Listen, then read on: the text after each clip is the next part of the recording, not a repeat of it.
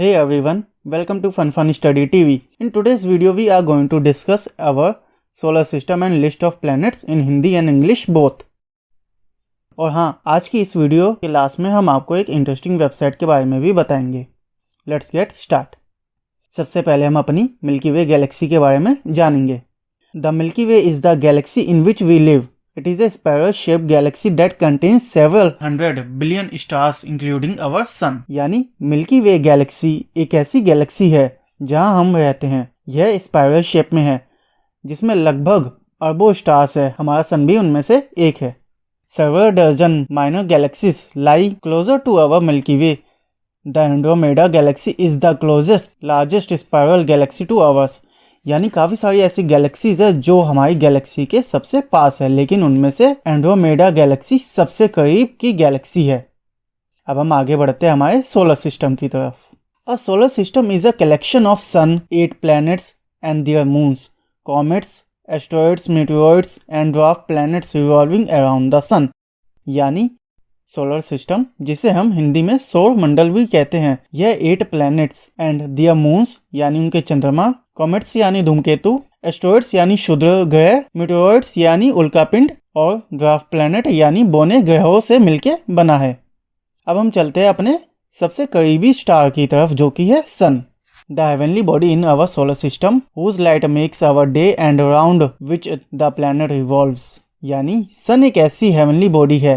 Heavenly body means एक ऐसा natural object है जिसकी लाइट की वजह से पृथ्वी पे दिन होता है और साथ ही साथ ये अर्थ पर जीवन के लिए एक इम्पोर्टेंट सोर्स है, क्योंकि बिना सन के या बिना सनलाइट के अर्थ पे जीवन इम्पॉसिबल है. The sun is a star at the centre of the solar system. It is made up of burning gases. The sun is the most important life source of all living things on the Earth. यानी sun एक ऐसा star यानी एक ऐसा तारा है जो कि हमारे सोलर सिस्टम के बिल्कुल बीचों बीच है. याद रखिएगा, यह सोलर सिस्टम के बीचों बीच है, ना कि मिल्की वे गैलेक्सी के, क्योंकि हमारी मिल्की वे गैलेक्सी के बीच में एक बड़ा सा ब्लैक होल है जिसके बारे में हम आगे किसी वीडियो में जानेंगे. चलिए अब हम बढ़ते हैं अपने प्लैनेट्स की तरफ और एक एक करके सभी प्लैनेट्स के बारे में जानते हैं. सबसे पहले नंबर पे आता है मर्क्यूरी यानी बुध. Mercury is the planet closest to the sun and does not have any moon. ये सन के सबसे पास का प्लैनेट है और इसके पास कोई भी अपना मून नहीं है, यानी कोई भी इसका अपना नेचुरल सैटेलाइट नहीं है. It has craters on the surface similar to the Earth's moon. It is the smallest planet. Mercury looks like the Earth moon. यानी इसकी सरफेस पे काफी सारे क्रेटर्स यानी गड्ढे पाए जाते हैं जो कि अर्थ के चंद्रमा यानी मून की तरह दिखाई देते हैं. यह हमारे सोलर सिस्टम का सबसे छोटा प्लैनेट है, साथ ही साथ ये अर्थ के मून की तरह दिखाई देता है. चलिए अब हम चलते हैं रोटेशनल एंड रेवोल्यूशनल पीरियड की तरफ. रोटेशनल यानी किसी भी प्लैनेट को अपने एक्सिस पे लगने वाला टाइम. फॉर एग्जांपल, अर्थ को अपने एक्सिस पे घूमने में लगभग 1 दिन का समय लगता है. और रेवोल्यूशनल टाइम मींस किसी भी प्लैनेट को सन के चारों तरफ रिवॉल्व करने का टाइम, यानी सन के चारों तरफ एक चक्कर लगाने का समय. फॉर एग्जांपल, अर्थ को सन का एक चक्कर लगाने में लगभग 365 दिन का समय लगता है. तो मर्करी का रोटेशनल टाइम लगभग 59 अर्थ डेज का है और मर्करी का रेवोल्यूशन टाइम लगभग 88 अर्थ डेज का है. अब हम आते हैं अपने सेकंड नंबर के प्लैनेट पर जो कि है वीनस. वीनस यानी शुक्र. Venus, the second planet from the Sun, is named after the Roman goddess of love and beauty and is the only planet named after a female. यानी Venus सन से दूसरे नंबर का प्लैनेट है. इसका नाम Roman की लव एंड ब्यूटी की देवी के नाम पे रखा गया है और ये केवल एकमात्र ऐसा ग्रह है जिसका नाम किसी महिला पे रखा गया है. It does not have any moon. It is too hot on Venus to explore and has the most volcanoes in the whole solar system. Also known as the Earth's sister planet because of their similar properties. इसके कोई भी अपने moon नहीं है. Mercury की तरह यह solar system का सबसे हॉटेस्ट प्लैनेट है और इस प्लैनेट पर सबसे ज्यादा वोल्केनोज पाए जाते हैं. साथ ही साथ इसे अर्थ का सिस्टर प्लैनेट भी कहते हैं क्योंकि इसकी प्रॉपर्टीज अर्थ से मिलती जुलती है. अब जो वीनस है वो रोटेट करता है फ्रॉम ईस्ट टू वेस्ट यानी अपोजिट डायरेक्शन में, जबकि जो हमारे बाकी के सारे प्लैनेट्स है वो सब के सब वेस्ट टू ईस्ट रोटेट करते हैं. केवल एकमात्र वीनस ऐसा प्लैनेट है जो अपोजिट डायरेक्शन में रोटेट करता है. और इसका रोटेशनल टाइम लगभग 243 अर्थ डेज का होता है और इसका रेवोल्यूशन टाइम लगभग 225 अर्थ डेज का है। अब हम बढ़ते हैं अपने तीसरे नंबर के प्लेनेट की तरफ, जो कि है अर्थ, जहां हम रहते हैं। अर्थ यानी पृथ्वी। Earth is the third planet from the sun. It means ground and it has 1 moon. यानी अर्थ सन से तीसरे नंबर का प्लेनेट है और इसका मतलब होता है द ग्राउंड यानी जमीन, और इसका केवल एक ही नेचुरल सैटेलाइट है यानी एक ही मून है।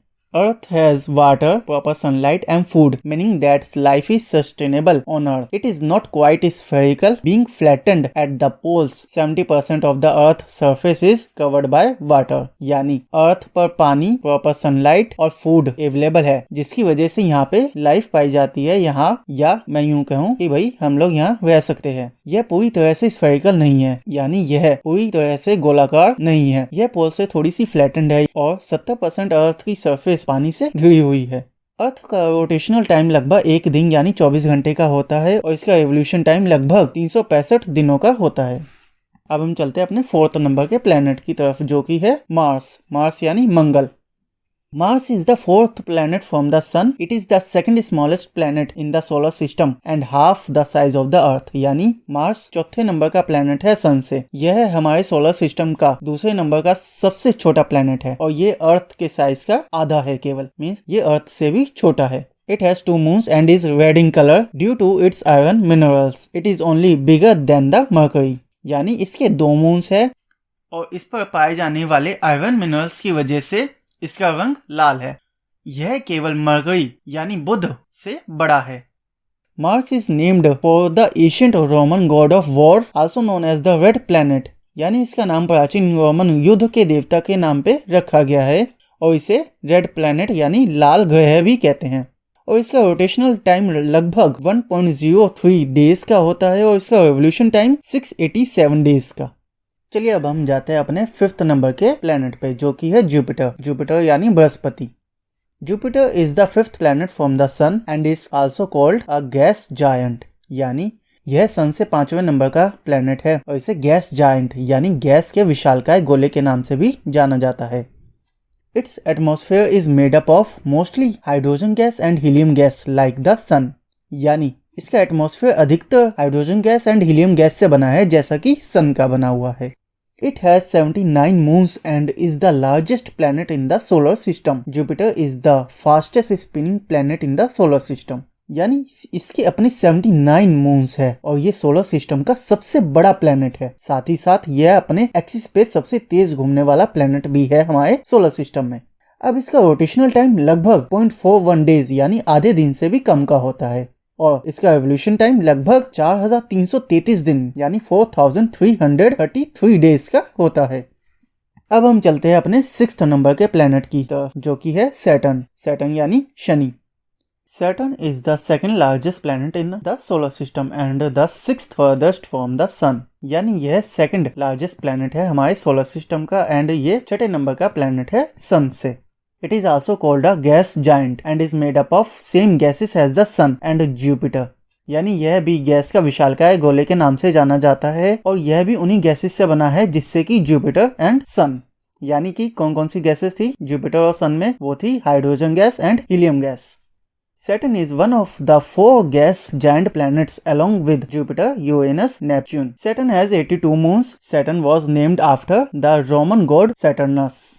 यानी सैटर्न जो है हमारे 4 गैसेस प्लेनेट में से एक है और वो 4 गैसेस प्लेनेट्स अब कौन कौन से है? जुपिटर, यूरेनस, नेपच्यून और सैटर्न। इसके अपने 82 मून्स है। इसका नाम रोमन भगवान सैटर्नस के नाम पे रखा गया है।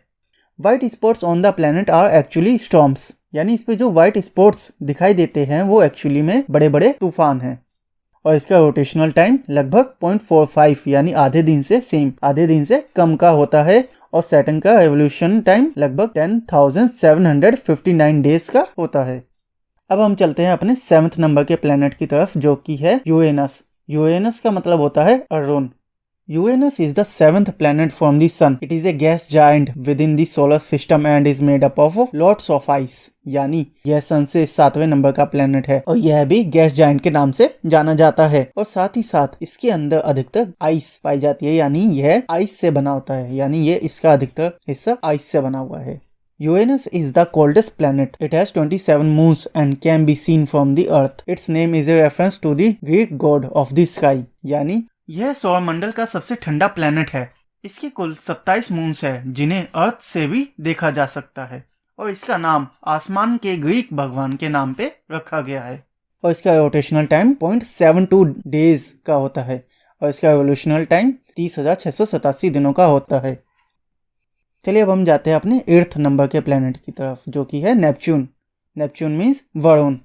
Neptune is the furthest planet from the sun and is called the ice giant, यानी यह सन से सबसे दूर का प्लेनेट है और इसे गैस जायंट के नाम से भी जाना जाता है। It does not have any solid surface because it is made up of gases, यानी यहाँ पर कोई भी सॉलिड जमीन नहीं है, यह केवल गैसेस से बना हुआ है। गैसेस यानी कौन कौन सी होगी, जैसे मेथेन, अमोनिया, और अगर ये इसमें क्या कहा गया है कि ये आइस जायंट है। आइस यानी किस फॉर्म में पाई जाती है, यहाँ पे आइस पानी के रूप में।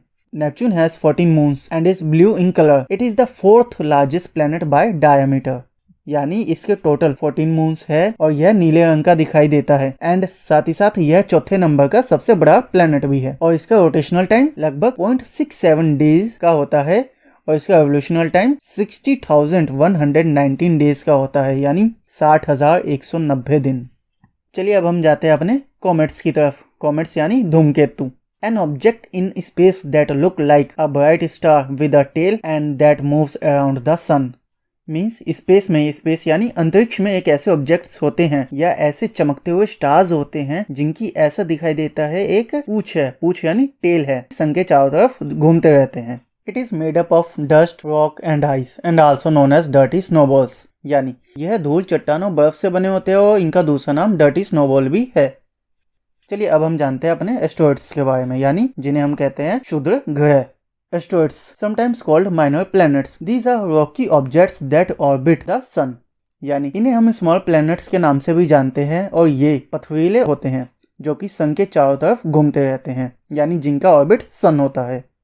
There are lots of asteroids in our solar system. Most of them are located in the main asteroid belt, a region between the orbit of Mars and Jupiter. यानी हमारे सोलर सिस्टम में बहुत से asteroids पाए जाते हैं जिनमें से अधिकतर एस्टेरॉइड बेल्ट में ही पाए जाते हैं। अब ये एस्टेरॉइड बेल्ट कहाँ पे होती है, ये मार्स यानी मंगल और जुपिटर यानी बृहस्पति, इन दोनों ग्रहों के बीच में एक बेल्ट होती है, जैसे एक विंग की तरह स्ट्रक्चर बनी होती है। अब हम जानेंगे मीटियोरॉइड्स के बारे में। मीटियोरॉइड्स यानी उल्कापिंड। A small body moving in the solar system that would become a meteor if it entered the Earth's atmosphere. यानी ये छोटे छोटे ऑब्जेक्ट्स होते हैं जो स्पेस में घूमते रहते हैं और जब कोई भी मीटियोरॉइड्स अर्थ के एटमॉस्फेयर में आ जाता है तो उसे मीटियोर कहते हैं। मीटियोर यानी उल्का। समटाइम्स निकनेम्ड शूटिंग स्टार, यानी इसका दूसरा नाम क्या है, shooting star. The pieces that do strike Earth surface are called meteoroids. और जब कोई भी मीटियोरॉइड्स अर्थ से टकरा जाता है, यानी अर्थ की जमीन से टकरा जाता है, तो उसे मीटियोराइड्स कहते हैं। यानी 3 टर्म्स इसके अंदर हमारी आ जाती है, मीटियोरॉइड्स, मीटियोर और मीटियोराइड्स। यानी जब कोई भी ये छोटे छोटे ऑब्जेक्ट स्पेस में होते हैं तो उसे हम मीटियोरॉइड्स, डी वाला मीटियोरॉइड्स कहते हैं, और जब वो अर्थ की सरफेस में आ जाता है तो वो कहलाता है मीटियोर, और जब वो अर्थ की सरफेस से टकरा जाते हैं तो वो मीटियोराइड्स, टी वाला कहलाता है। तो पहले मीटियोरॉइड्स, फिर मीटियोर और फिर मीटियोराइड्स। चलिए अब हम जानते हैं ड्वार्फ प्लैनेट के बारे में, जिन्हें हम बौने ग्रह के नाम से भी जानते हैं।